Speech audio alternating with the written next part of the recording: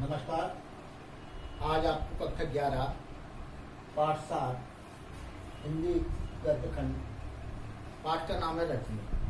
इसकी लेखिका है मन्नू भंडारी।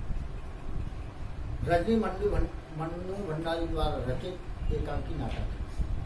इसमें ट्यूशन के नाम पर होने वाले काले धंधे का भंडाफोड़ किया गया। पहला दृश्य है मध्यम वर्गीय परिवार की फ्लैट का एक कमरा। एक महिला रसोई में व्यस्त है। घंटी बजती, बाई दरवाजा खोलती है। रजनी का प्रवेश। रजनी, लीला बहन कहाँ हो? बाजार नहीं चलना क्या? लीला रसोई में से हाथ पहुँचती हुई निकलती है। चलना तो था, पर इस समय अमित आ रहा होगा अपना रिजल्ट लेकर। आज उसका रिजल्ट निकल रहा है। चेहरे पर खुशी का भाव। रजनी, अरे वाह, तब तो मैं मिठाई खाकर ही जाऊंगी। अमित तो पढ़ने में इतना अच्छा है कि फर्स्ट आएगा, और नहीं तो सेकंड तो कहीं नहीं गया। तुमको मिठाई भी बढ़िया खिलानी पड़ेगी। सूजी के हलवे से काम नहीं चलने वाला, मैं अभी से बता देती हूँ। लीला हंसकर, नहीं नहीं, मैं तुम्हें अच्छी मिठाई ही खिलाऊंगी। मैंने पहले से ही मंगवा कर रखी है, केसर या रसमलाई। अमित को बहुत पसंद है ना। रजनी, देखा, मुझे अपने घर में ही केसर की सुगंध आ गई थी। बाजार का तो मैंने बहाना करके चली आई, वरना तुम मुझे काट दो। लीला, कैसी बात करती हो? एक बार काट भी दूं, लेकिन अमित, वह अपने मुंह में डालने से पहले रसमलाई लेकर तुम्हारे फ्लैट में दौड़ता है। मैं कोई चीज़ घर बनाऊं या बाहर से लाऊं, अमित जब तक तुम्हारे भोग नहीं लगा लेता, हम लोग खा थोड़ी ही सकते। रजनी आंटी तो हीरो हैं। दोनों खिलखिलाकर हंसती हैं। रजनी, बहुत मेधावी बच्चा है। अमित, तुम देखना तो आगे जाकर क्या करता है। लीला, बस सब तुम्हारा ही आशीर्वाद है। फिर घंटी बजती है।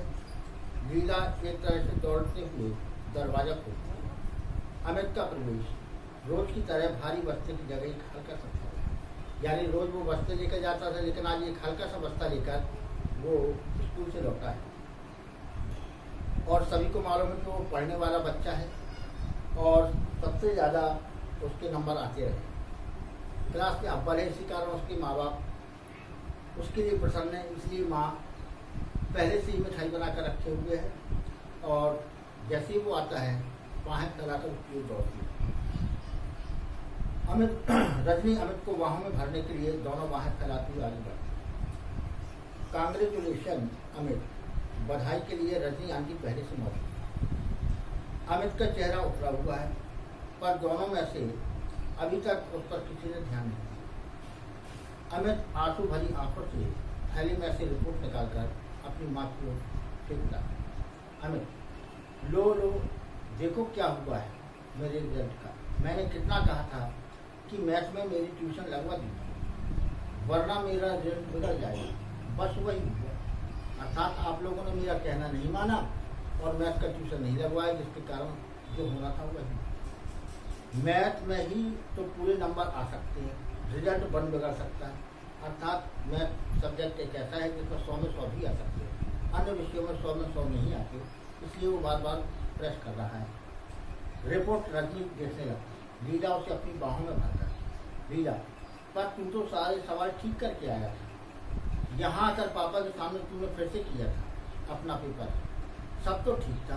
तेरे पापा ने नहीं कहा था कि 4-5 नंबर भले ही काट लिए जा सफाई सफाई के, पर 95 तो तेरे पक्के हैं। रजनी रिपोर्ट देखती है, पर मेरे तो कुल 72 ही है। फिर दूसरे विषयों के नंबर ही बढ़ने लगती है। English 86, history 80, civics 88, Hindi 82, drawing 90। सबसे कम मैथ में।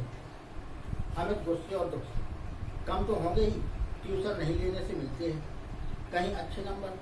सर तो बार बार कहती ही थी कि ट्यूशन कर लो, वरना फिर बाद में मत रोना। रो पाता है। लिया अपराधी की तरह सफाई देती हुई, तुझे अंग्रेजी को लेकर थोड़ी परेशानी थी तो अंग्रेजी में करवा दी ट्यूशन। अब 2-2 विषयों की ट्यूशन, फिर लंबी चौड़ी फीस। बेटे, अपनी आर्थिक मजबूरी की बात वह शब्दों से नहीं, चेहरे से व्यक्त करती। पर यह तो अंधेरे ही हुआ कि सारा पेपर ठीक हो फिर भी नंबर काट लो। रजनी की बाहों में एकाएक बल पड़ जाते हैं। वह रोते हुए अमित को खींचकर अपने पास हटा लेती है। रो मत, उसकी आंसू पहुँचती है। अमित रोएगा नहीं, समझे? मैं जो पूछती हूँ उसका जवाब देना। कुछ देर रुककर, तुझे अच्छी तरह याद है कि तूने पूरा पेपर ठीक किया था? अमित स्वीकृत में सिर हिलाता है। पापा के पास दोबारा पेपर करने से पहले दोस्तों से या किताबों से उन सवालों के जवाब तो नहीं देख लिए थे?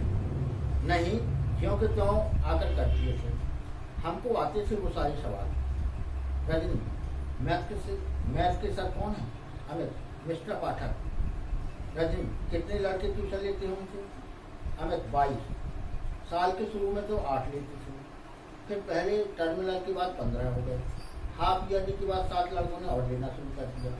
मुझसे तो तभी से कह रहे थे वीरा, हाफ ईयरली में तो इसके 96 नंबर आए थे। इसने बताया था कि क्लास में सबसे ज़्यादा है। रजनी, उसके बाद भी कहती है कि ट्यूशन दे दो। हमें हाँ, कापी लौटाते हुए कहा था कि तुमने किया तो अच्छा है, पर यह तो हाफ ईयरली है, बहुत आसान पेपर होता है इसका। तो अब अगर ईयरली में पूरे नंबर लेने हों तो तुरंत ट्यूशन लेना शुरू कर दो, वरना रह जाओगे। 7 लड़कों ने तो शुरू भी कर दिया, पर मैंने जब मम्मी पापा से कहा तो हमेशा बस एक ही जवाब, मम्मी की नकल उतारती। मैथ में तुम वैसे ही बहुत अच्छा है, क्या करेगा ट्यूशन लेकर? देख लिया, अब 6th पोजीशन आई है, मेरी जो आज तक कभी नहीं आई। अमित की आंखों से फिर आंसू टपकते। रजनी डांटते हुए, फिर आंसू? जानता नहीं, रोने वाले बच्चे रजनी आंटी को बिल्कुल पसंद है। मम्मी ने तो बिल्कुल ठीक ही कहा और ठीक ही किया। जिस विषय में तुम जैसे बहुत से अच्छे नंबर लाए हो उसमें क्या ट्यूशन लोगे? ट्यूशन तो कमज़ोर बच्चे लेते हैं। अमित, आप जानती नहीं आंटी, अच्छे बुरे की बात नहीं होती। अगर सर कहें और बार बार कहें तो लेनी ही होती है, वरना तो नंबर कम ही हो जाते हैं। रजनी, पेपर अच्छा करो तब भी नंबर कम हो जाते हैं। अमित, हाँ, कितना ही अच्छा करो फिर भी कम हो जाते हैं, जैसे मेरे हो गए। रजनी, यानी कि अच्छा पेपर करने पर भी कम आती हैं, सिर्फ इसलिए कि ट्यूशन नहीं? तो यह तो सर की गलती नहीं, बदमाशी है। और तू मम्मी से लड़ रहा है, सर से जाकर लड़। अमित इस भाव से सिर हिलाता है मानो कितनी बेकार की बात कह रहे हैं। रजनी आंटी लीला 2 गिलासों में शिकंजी बनाकर लाती है। अमित लेने के लिए हाथ नहीं बढ़ाता तो रजनी भड़कती। रजनी, चलो पियो शिकंजी, देखते नहीं चेहरा कैसे पसीना पसीना हो रहा है। दोनों शिकंजी पीने लगते। इस दौरान रजनी को सोच रही, शिकंजी खत्म करके, कल आप 9 बजे तैयार रहिए अमित साहब, आपकी स्कूल चलना। अमित एकदम से डर जाता है। कल से तो छुट्टी है, पर आप अगर स्कूल जाकर कुछ कहेंगी तो सर मुझसे बहुत गुस्सा हो जाएंगे। वहाँ मत जाइए प्लीज, वहाँ बिल्कुल मत जाइए। लीला, हाँ रजनी, तुम कुछ कहोगी तो अगले साल कहीं और ज़्यादा परेशान न करें। अब जब रहना इस स्कूल में है तो इन लोगों से झगड़ा क्यों हो गया? रजनी बात को बीच में ही काट कर देती, यानी कि वे लोग जो भी जुल्म करें हम लोग चुपचाप बर्दाश्त करते जाए। सही बात कहने में डर लग रहा है तो तुझे तेरी माँ को, अरे जब बच्चे ने सारा पेपर ठीक किया तो हम कापी देखने की मांग तो कर ही सकते, पता तो लगे कि आखिर किस बात के नंबर काटे। अमित झुंझलाकर, बता तो दिया आंटी आप। रजनी गुस्से से, ठीक है तो अब बैठकर रो तुम माँ बेटे दोनों। दंदनाती निकल जाती है, दोनों के चेहरे पर एक असहाय सा भाव। लीला, अब यह रजनी कोई नई मुसीबत खड़ी है। ये दृश्य समाप्त होता है, दूसरा दृश्य प्रारंभ होता है। ये दृश्य है स्कूल के हेडमास्टर का कमरा। बड़ी सी टेबल, दीवार के सहारे रखी कांच की अलमारी में बच्चों द्वारा जीते हुए कप और शील्ड रखे हुए। दीवार पर कुछ नेताओं की तस्वीरें, एक बड़ा समय लटका है।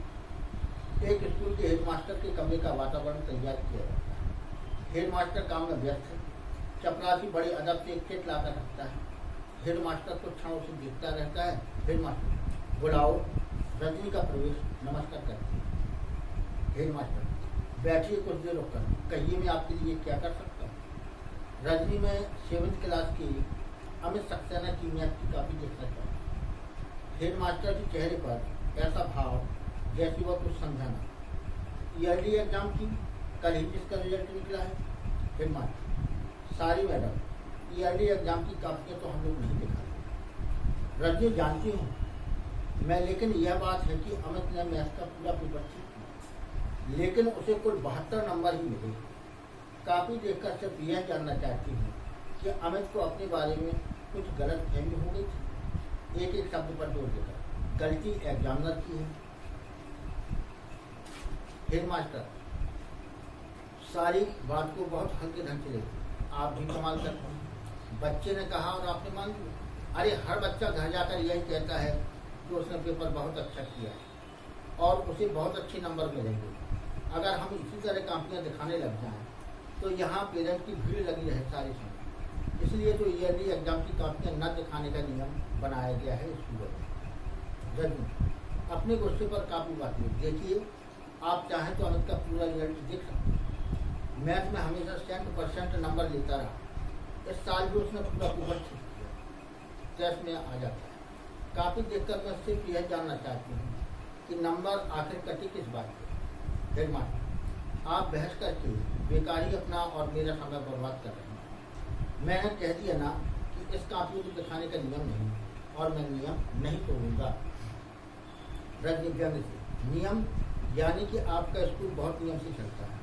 हेडमास्टर गुस्से से, what do you mean? Rajni, I mean what I से।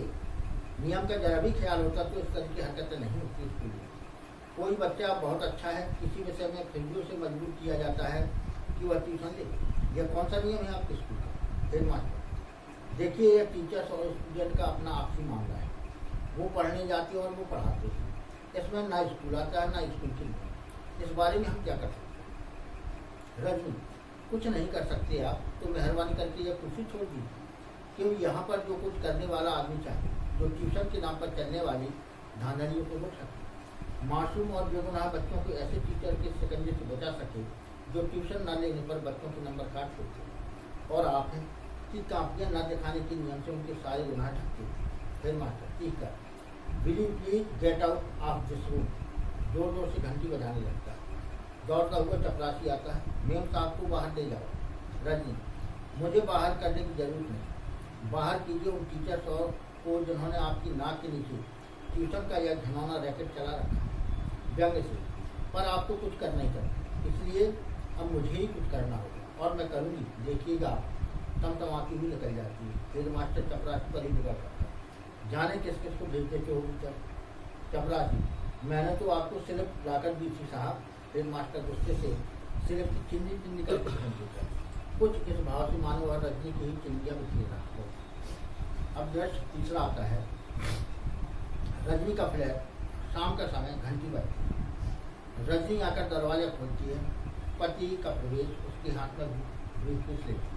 पति, जूते खोलती है। तुम आज दिन में कहाँ बाहर गई थी? रजनी, तुम्हें कैसे मालूम? पति, फोन किया था, एक फाइल रह गई थी, सोचा चपरासी को भेजकर मंगवा, पर कोई घर में हो तब ना। रजनी, तुम फाइल भूल गए हो और जिसके बारे में मुझे पता भी नहीं, पर फिर भी उसके लिए मुझे घर बैठना चाहिए। यह कौन सी बात है? पति, जरा शांत होते हो। अच्छा, गई कहाँ थी? रजनी एक स्कूल का नाम लेती है। पति स्कूल का नाम दोहराता है। तुम क्या करने गई थी वहाँ? रजनी गदगद भाव, पहले चाय ले आओ फिर बताती। रजनी किचन में गुनगुनाती हुई करके आई है, उससे बहुत कुछ। दृश्य फिर बाहर के कमरे में नाश्ते की प्लेट काफ़ी खाली हो चुकी है, जिससे लगे कि रजनी सारी बात बता चुकी। रजनी बोलती बंद करती है। हेडमास्टर साहब जवाब देते नहीं, मना तो चिल्लाने लगे। पर मैं क्या छोड़ने वाली हूँ इस बात को? पति, अच्छा मास्टर लोग ट्यूशन करते हैं या धंधा करते हैं, पर तुम्हें अभी बैठी बिठाई इससे क्या परेशानी हो रही? तुम्हारा बेटा तो अभी पढ़ने नहीं जा रहा है ना? रजनी एकदम भड़क गई, यानी कि मेरा बेटा जाए तभी आवाज़ उठानी चाहिए, और जो इतने सारे बच्चे इसका शिकार हो रहे हैं उनके लिए नहीं आवाज़ उठानी चाहिए, अभी नहीं उठानी चाहिए। पति, ठेका लिया है तुमने सारी दुनिया का।